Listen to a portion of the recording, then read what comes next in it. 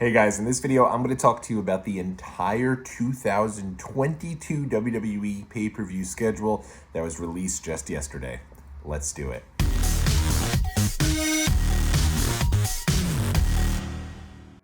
What's going on out there, world? It's your boy Tommy on the spot for Watch Along Wrestling. Hopefully everyone is doing well and staying safe.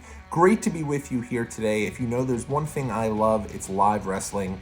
That's what this channel is really built around, right? It's Watch Along Wrestling. I go to these shows, you watch along by coming along on these vlogs, and we talk about it, we get excited about it, and have a great time along the way.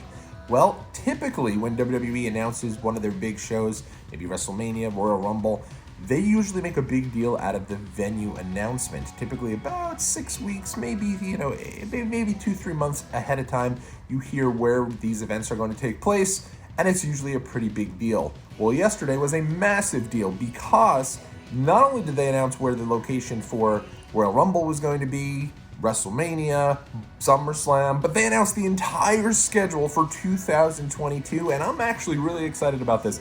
This is a really cool deal. They get everything out there in the open, and I think that a lot of people are excited about this, a lot of changes to this, and I think this really stems from Nick Khan's interview that he did with Ariel Helwani over SummerSlam weekend, where he really came out and said they want WWE to be that must-see attraction, that can't-miss event, and they're looking for every opportunity to do so and are open to different opportunities. And I think you see a lot of that here with the change. I think he said they're going to be opportunistic about when they have these pay-per-views. Obviously, traditionally, WWE had pay-per-views on Sundays. They typically would maybe try to avoid going head-to-head with certain different events. You typically didn't see too many WWE pay-per-views over holiday weekends. That all changes here with this schedule I'm about to get into here. You'll also see that WWE is now really hitting the ground running when it comes to these stadium shows. Stadium shows have typically been reserved simply for WrestleMania and for the shows that they do out of the Kingdom of Saudi Arabia. And I guess Royal Rumble since 2019 has also been in a baseball stadium, but things have really changed here. WWE has an unprecedented 4 different events already announced for 2022 that are going to be held in a stadium, and of course have not announced the events that are going to be held yet in the Kingdom of Saudi Arabia. So those are additional 2, so 6 different incredible stadium shows. I mean, unbelievable. I don't know how they're going to pull this off. I don't know necessarily that the attractions are there for stadium shows, but I could tell you that tickets are moving very well for the Royal Rumble, and typically tickets move incredibly well for SummerSlam and WrestleMania as well, and I expect them to be the same when WrestleMania tickets go on sale next month. So let's get into this here, the entire schedule for WWE in 2022 for pay-per-view. It starts on New Year's Day. I love this. I'm stoked for this. If my wife wasn't such a fan of New Year's Day itself, I'd be pushing for us to go here. Saturday, January 1st, you are going to be at the State Farm. WWE will be at the State Farm Arena in Atlanta, Georgia for day 1. I don't know if this pay-per-view is going to be all about the Usos. I don't know if it's an Uso pay-per-view, but I love the idea behind it. Nick Khan even talked about this event when he was talking with Ariel Helwani about the idea that there really isn't much on New Year's Day. That was typically a day where you'd have some college football, but even college football now isn't as big of a deal as it was on New Year's Day back in the day due to the college football playoff and a variety of other bowl games. So New Year's Day in the evening, WWE, so you clear your crusties out of your eyes, you are ready after your big hangover from New Year's Eve, if you will, and you get to settle in for some WWE pay-per-view. This won't be an event I'll be attending, though I do want to. I can't lie to you. I think it sounds so much fun, and who knows? Stranger things have happened. Maybe I convinced the fam to head over to the A, as the Atlanta Hawks have said here when they beat my Knicks in the playoffs, and we get to check this event out. But it sounds like a really fun show. It reminds me of New Year's Revolution back in 2006, and I love the idea behind it. So day 1 kicks off the year.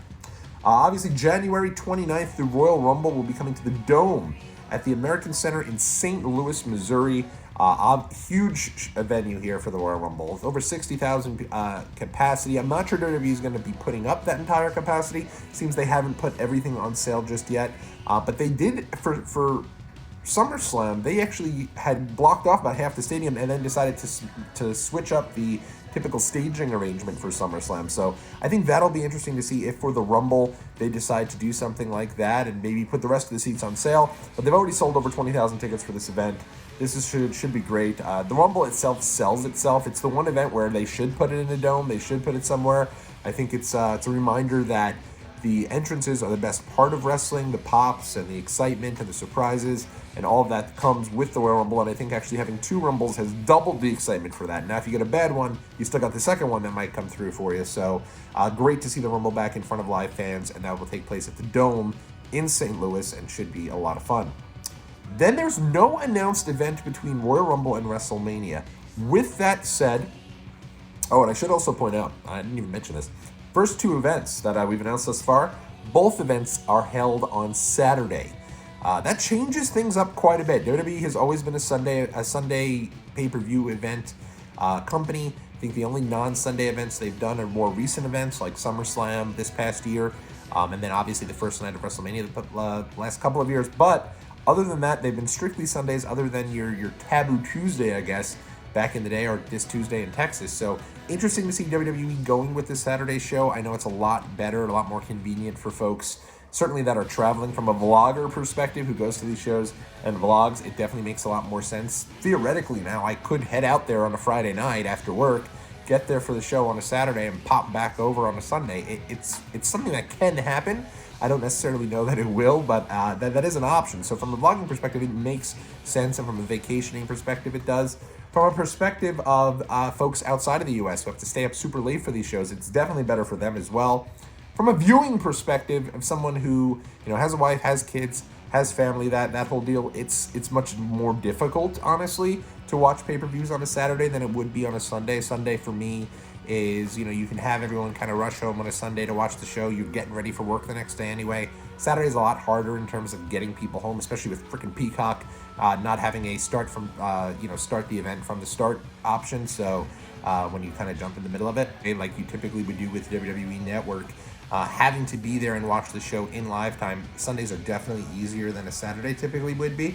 But hey, I'm not going to complain. I think on the larger scheme of things, from a major event perspective, and if you want people to come from out of town, Saturday is definitely the better option.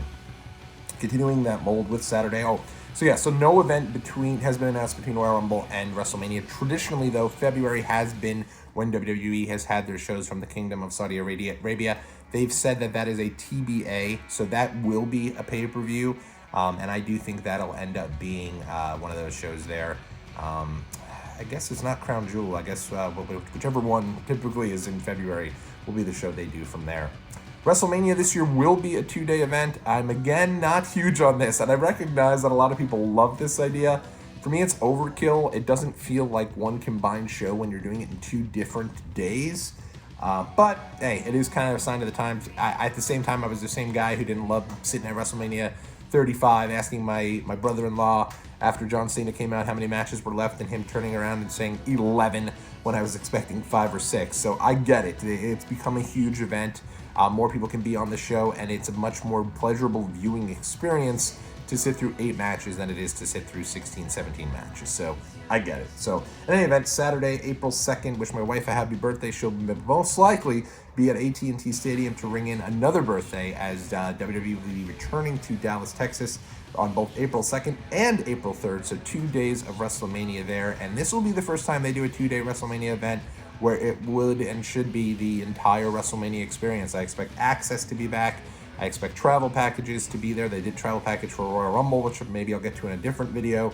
I expect WrestleMania to be all-out bonanza and a full week of events. If you want to go from a traveling perspective, I think that's going to pretty much start for you. I'd say middle of the week at the absolute earliest. I could definitely see SmackDown. I could see Hall of Fame. I don't expect too many takeover type deals. I expect takeover maybe at a smaller venue on Wednesday, but I wouldn't expect takeover to be the same thing it is. But let's get to WrestleMania at a later time. Any event, April 2nd, April 3rd, 2 days for WrestleMania in Dallas, Texas. Sunday, May 8th, to be determined name of the pay-per-view at the Dunkin' Donuts Center in Providence, Rhode Island. I'd expect that if they want to do a themed event, this would be a great opportunity maybe for the Elimination Chamber. I don't think they're going to do the Elimination Chamber in Saudi Arabia. That just doesn't seem that doesn't seem logistically like something they would do. So that could be an opportunity for the Elimination Chamber. That could be an opportunity for Hell in a Cell. Certainly something there. They have a to-be-determined event here at the Dunkin' Donuts Center, Providence, Rhode Island. Sunday. So now they've gone to 2 different Sunday events now. So they're flipping back and forth. They're being opportunistic here with their decision making in terms of where they want to have this event. That's going to be at the another to-be-determined pay-per-view in the Allstate Arena of Chicago, so making sure they hit all the big markets. Obviously, WWE loves Chicago. When they talk about doing their old Wrestlemania shows, they were sure to say, hey, we're going to go to New York for 20, we're going to go to LA for 21, we're going to go to Chicago for 22, and then that's it. Nothing but stadiums moving forward, and that's exactly what they did. Saturday, July 2nd, Money in the Bank, Allegiant Stadium, Las Vegas, Nevada. So this is Saturday over 4th of July weekend. Save your Benjamins if you are going over to Las Vegas for this show. I think this will be an annual event, honestly. Money in the Bank makes sense. Las Vegas, it should be a lot of fun, and it's great to see WWE going back there. WWE took over the city. If you go into my vlogs there and check out my Summerslam videos, you could tell it was all things WWE. And Manny Pacquiao, too. Don't get me wrong. Manny Pacquiao was a big deal there as well, but WWE definitely had a major presence in the city of Vegas, and it should be a lot of fun. And returning in a stadium venue for Money in the Bank. And then, hang on, relax, here we go. 4 weeks later, July 30th, SummerSlam is also going to be in a stadium. You would not believe it. It is going to be at the Nissan Stadium in Nashville. That is a lot to take in there. Let's hold off here. Couple things to digest. Number 1, Saturday event for SummerSlam. Number 2, a second stadium show in 1 month, not even a full month later. Number 3, it's going to be in Nashville. And I know a lot of people don't love Nashville because people were hoping for London, England. And I do think at some point we will bring a pay-per-view to our friends in the UK. I do. I just don't think that they're there yet with SummerSlam, unfortunately. I don't know why. I think it would be great to have SummerSlam in the UK, but it is not going to be returning there right now. It will be in Nashville. But lastly, WWE's SummerSlam for the first time, July 30th. Unbelievable. A second event in July. This is the first time SummerSlam has ever been in July. They had an August 7th, I want to say, was the earliest they'd done it back in 1997. But typically, SummerSlam is obviously end of the summer, August, and not the case here. Now SummerSlam being bumped up to July 30th.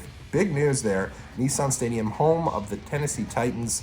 So 2 big domestic U.S. stadium shows in 1 month in July. Hey, it's the summertime. You're looking for a reason to travel. If you enjoy, indulging in some adult beverages, you've got Vegas, you've got Nashville. Nashville's a really fun city. I can't even lie to you guys. So that is a fun time. If I'm ballparking, like logistically, what might be the biggest event I attend other than WrestleMania, very well might be SummerSlam again, because that was fun. And hey, it's gonna be interesting to see how WWE pulls this off. I wish them the best. Obviously, having that attraction there, you'd hope that whoever's super hot coming out of Money in the Bank could be someone potentially they could build for a big match at SummerSlam. So time will tell there.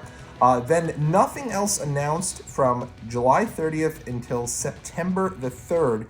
Interesting enough, September the 3rd is a Saturday, and that is a part of Labor Day weekend. I know a lot of folks are already starting saying, hey, that's usually when All Out is there. But hey, at the end of the day, I think All Out has shown people that you can have a big event in around Labor Day and can kind of do something here where it's a big deal. And I will point out, this does say Saturday, September 3rd or Sunday, September 4th. It makes sense if you're going to be an opportunistic company who chooses when to do pay-per-views, it makes sense to make it on a huge travel weekend like Labor Day weekend. They're already doing 4th of July weekend. It just makes sense. Well, I don't think they're necessarily going to go head-to-head with AEW, but I know there's folks that probably will say that and have fun with that. That's, it is what it is. At the end of the day, it's a to-be-determined pay-per-view. They haven't announced it yet. That'll be interesting to see where that does take place.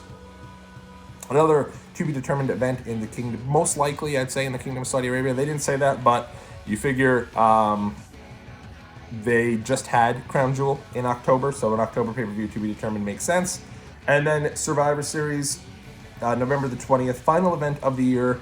It doesn't have anything after that, so again, it looks like maybe they've done away with the December pay-per-view, I have no issue with this. I think most fans would tell you that Survivor Series is probably the end of the year for WWE. So it makes sense for them to build towards a day, a New Year's Day weekend event, because that, I think people are ready for something after the holidays. I think once Survivor Series comes, you then bleed into Thanksgiving and then the holidays and everything that comes with that. And I think people who are wrestling fans, maybe it's just me, but I think I know I am usually ready to kind of, hey, put the wrestling to the back burner, enjoy some family and friends and the holidays and all that comes with it. So I get it. It makes sense for Survivor Series to be the end of the year. And it'll be interesting to see if they do add anything else, but I don't anticipate that they will. Instead, I think it'll be, let's flip the calendar to 2023 and away we go. Survivor Series, if I didn't mention, TD Garden in Boston, another Saturday event. So there you have it. That is the 2022 WWE pay-per-view schedule in a nutshell. Every single event there. A couple things I want to just quickly touch on here. The events that have that are to be determined in terms of where they'll be taking place. You have a May event.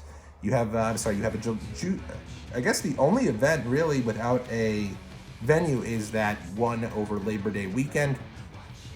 My thought, of course, is that it'll probably be, my thinking is it'll be here in New York City, because there is nothing in New York, there's nothing in LA. Typically, I think it's going to be one of those two venues. WWE will typically have an event in LA or New York. The thinking could also be they don't necessarily need to have pay-per-view here in New York or in LA because they sell these events out anyway. But that Labor Day weekend, wouldn't be shocked to see that at a Barclays Center, wouldn't be shocked to see that maybe even at Madison Square Garden, especially because it is so close to September 11th, and that's typically when WWE historically has liked to have shows out here.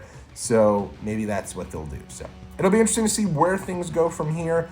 But I love this, man. So many different things. Tell me which events you're looking most forward to attending. Hopefully our friends in the UK get something soon, and we'll continue to monitor things here on Watch Along Wrestling. Until next time, everybody, I am Tommy. God, I can't even say my darn name. I am Tommy on the spot. I'll see you guys in the next video.